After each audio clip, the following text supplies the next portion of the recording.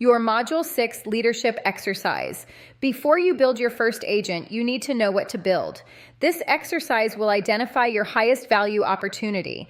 I want you to complete an agent opportunity map. List your team's top 5 most time-consuming recurring processes.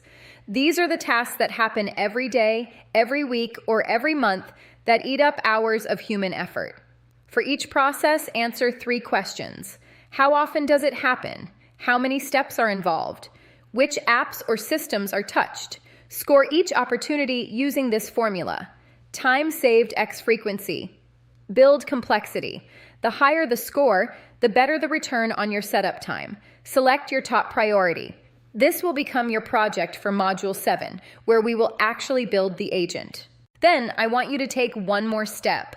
Go to make.com and create a free account. Spend 15 minutes exploring their template library. Search for terms like executive briefing, CRM automation, or report generation. Look at how they are built. See what excites you. The goal of this module is simple. Shift your mindset from being a user of AI to being a deployer of AI. You are no longer just prompting. You are architecting.